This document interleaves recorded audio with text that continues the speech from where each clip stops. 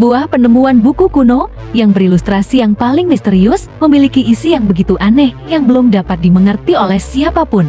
Namun menurut penanggalan radiokarbon, diperkirakan ditulis antara tahun 1450 sampai tahun 1520 oleh pengarang yang tidak diketahui, serta dalam bahasa dan sistem penulisan yang juga tidak diketahui.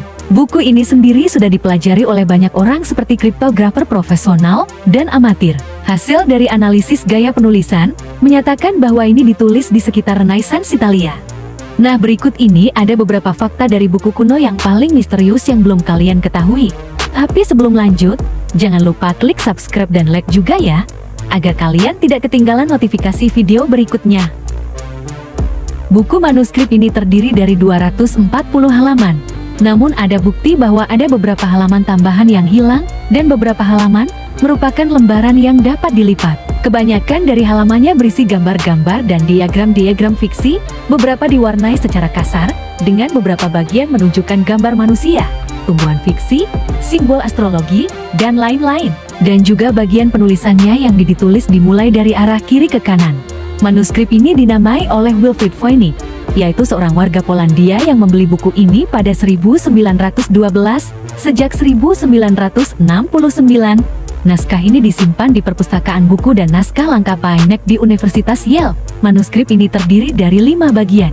Bagian pertama mencakup hampir separuh dari isi manuskrip dan diperkirakan membahas mengenai tanaman-tanaman. Berdasarkan waktu manuskrip ini ditulis, sejarawan memperkirakan bahwa bagian ini membahas tanaman arbel, mengikuti genre botani populer pada abad itu, yaitu tanaman arbel. Pada bagian ini, untuk setiap halaman terdapat satu ilustrasi tanaman, meski ada beberapa ilustrasi dari tanaman yang tidak menyerupai apapun yang ada di dunia nyata. Dilihat dari banyaknya diagram lingkaran dan beberapa ilustrasi bintang dan simbol zodiak, sejarawan memperkirakan bahwa bagian kedua membahas mengenai astrologi. Hal ini memberi informasi bahwa manuskrip ini merupakan sebuah almanak arbel, karena pada abad pertengahan, ilmu kesehatan dan tumbuhan arbel terhubung dengan astronomi. Bagian ketiga membahas mengenai segala hal tentang pemandian.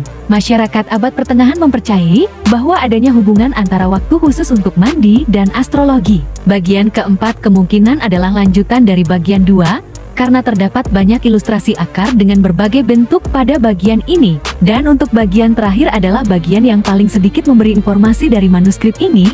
Sejarawan dapat memperkirakan isi dari manuskrip ini dengan memperhatikan ilustrasi-ilustrasi yang ada di buku ini. Namun, karena bab terakhir hanya berisi tulisan dan tidak ada ilustrasi, sejarawan memperkirakan bahwa bagian terakhir adalah semacam glorasium. Dan itulah beberapa fakta dari buku kuno yang paling misterius yang dapat kami rangkum versi Muskip.